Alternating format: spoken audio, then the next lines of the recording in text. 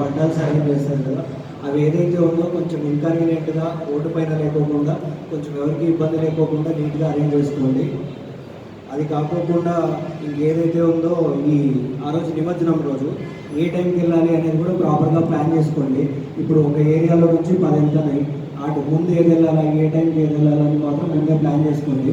అటువంటిది ఏదైనా ఇబ్బంది ఉన్నా కానీ ముందే పోలీస్తో కానీ కన్సర్న్ అథారిటీస్తో మేము డిస్కస్ చేసుకొని ఈ టైంకి మేము వెళ్తాం సార్, ఈ టైంకి మేము వెళ్తామంటే సో అట్లాంటి టైంలో మనకి ఎటువంటి కూడా గొడవలు ఉండవు.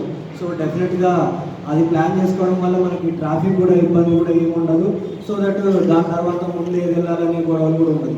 సో డెఫినెట్గా ఆ రోజు ఇప్పుడు 3వ రోజు ప్లాన్ చేస్తున్నారు, 5వ రోజు ప్లాన్ చేస్తున్నారు. సో డెఫినెట్గా ఏ టైంకి ఏది కలిగించాలా అనేది కూడా నీట్గా ప్లాన్ చేసుకోండి. అట్లాంటి దాంట్లో ఏదైనా ఇష్యూ ఉందంటే మాత్రం డెఫినెట్గా పోలీసులతో చర్చించండి, దానిపైన సార్ట్అవుట్ చేద్దాం మనం కూడా.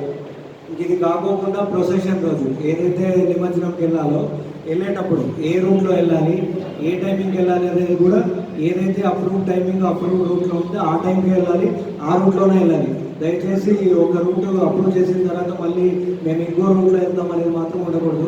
డెఫినెట్గా దీంట్లో పోలీసులు మాత్రం సపోర్ట్ చేయాలి. ఏ రూట్ అయితే మనం ఫిక్స్ చేసుకుంటామో, ఏ టైం అయితే చెప్పుకుంటామో ఆ టైంలోనే చేయండి. ఇది కాకోకుండా మెయిన్ ఇష్యూస్ నేను చూసినట్టయితే లాస్ట్ 2 ఏళ్ళ 3 ఏళ్లలో వినాయక చవితి టైంలో మెయిన్ ఇష్యూస్ వస్తుంది. ఈ మ్యూజిక్ లేట్ నైట్ పెట్టడం కానీ, ఇలా సౌండ్ ఎక్కువ పెట్టడం కానీ దీనివల్ల ఉంటుంది. సో డెఫినెట్గా ఎవరికి ఇన్కన్వీనియన్స్ లేకోకుండా 10:30 అట్ మ్యాక్స్ 11కి ఆ టైం కల్లా మనం కూడా మైక్ సిస్టమ్ అనేది కూడా సౌండ్స్ అనేది ఆపేసుకుంటే అక్కడ చుట్టుపక్కల ఉన్న ఇల్లు కూడా ఎటువంటి ఇన్కన్వీనియన్స్ కూడా ఉండదు. సో డెఫినెట్గా దీంట్లో ఈ సౌండ్ సిస్టమ్ ఏదైతే ఉందో 10:30, 11 o'clock అట్ మ్యాక్స్ ఆ టైం క్లోజ్ చేసుకునేలా చూసుకోండి. ఇది కాకోకుండా నిమజ్జనం రోజు ఏదైతే ఉందో మనం పోతున్నప్పుడు ఏదైనా ఎమర్జెన్సీ వెహికల్స్ ఉంటాయి, అంబులెన్స్ అవ్వచ్చు, ఇట్లాంటివి ఉంటాయి. డెఫినెట్గా అట్లాంటి దానికోసం క్లియర్ ప్యాసేజ్ అనేది ప్రొవైడ్ చేయండి.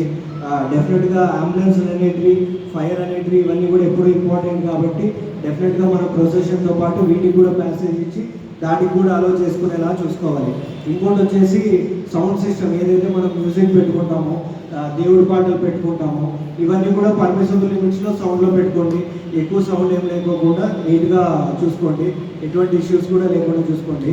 ఇంకా మెయిన్ హాస్పిటల్స్, స్కూల్స్ ఇట్లాంటి దగ్గర ఎక్కడైతే మనం వినాయకులు పెట్టినట్టు ఉంటుందో అట్లాంటి చోట కూడా ఈ క్రాకర్స్ కానీ, ఈ డీజేలు కానీ ఇవి కూడా ఏమంటారు ఇన్కన్వీనియన్స్ లేకోకుండా ప్లాన్ చేసుకోండి ఏదైనా కానీ.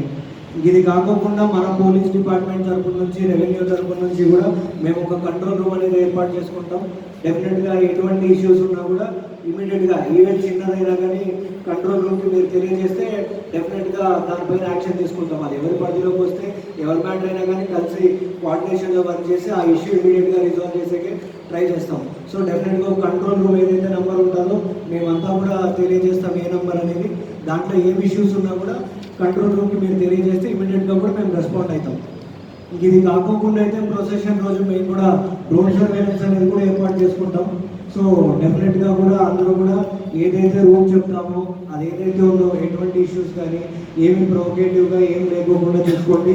మా వైపు నుంచి కూడా మేము కంటిన్యూస్గా డ్రోన్ సర్వేలెన్స్ పెట్టాము. ఆ రోజు మోస్ట్లీ ఇక్కడ ఒక 3-4 చోట్ల నిమజ్జనం ఉంటుంది.